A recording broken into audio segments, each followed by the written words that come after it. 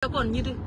chigo paka ngade kom guden chale lol chaw ko blue hours ngaje bay blue hours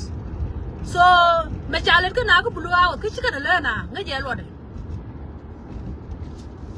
gadi chana ka ngach ka bana ka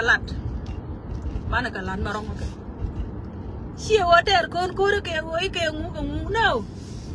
ajen nya kan ci tore di na ko be kene yu be wudin di na be kene ko waje bu ku me ngani be pel ka don ka jam la ka rodi na je ni re junu be suna ka te melel ka sham je yo de ko ke nyin ku mun nan gor je kana sar kene bil ba man ja ku le man ja ga bil ba am di na shi kana kap to mi bu ko chunga me te nuor ko ke je ko nuor lu ko ni ya nuor ka ne to go ka junu be sudan cái này tôi go along lôi đi na mẹ có gì nuôi cho con đây chăm mà thế nào quy đuổi cái gì mà thế mà nuôi chăm mà con thế nào quy ra cái gì mà cái ra là môi cái đồ à biết chỉ nuôi con nào cái gì này muốn đấy cả nào cái này là nó cái gì but dia fail bu con nhà lại dia fail anh ấy xóm rồi nhà rồi đấy em mua xe nó xa cái bây giờ bờ bara đóng bờ tóc không bị coi cái gì đâu làm nó cái first dân giàu cái nào cái lá được gầu cái comedian cái lá được gầu cái gà như kia bánh bơ rong của tin thế nó tin có là cái mấy tiền cái gà đó có nó tin thế nó tin thế điên nhà đi rồi xí nhà đấy nhà con nhà bà chưa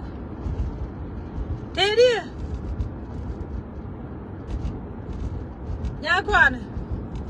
như thế nên nhà mà mua được cái live video này cái gì các bạn ai yêu ai đấy anh để lá rồi xí lòi đại trẻ trẻ mà nãy này bà đấy cái này rồi đã luôn của bà cái bà đấy chấm rồi đúng cái này của này nè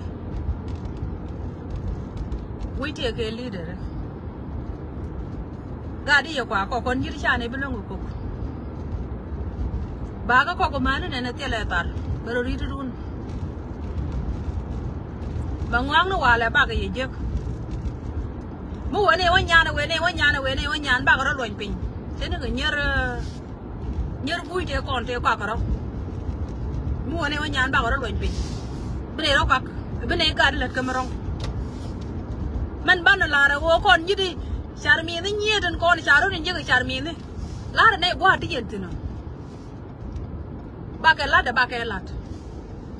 ko go bana nek te ko dub du wan lat kana bakelat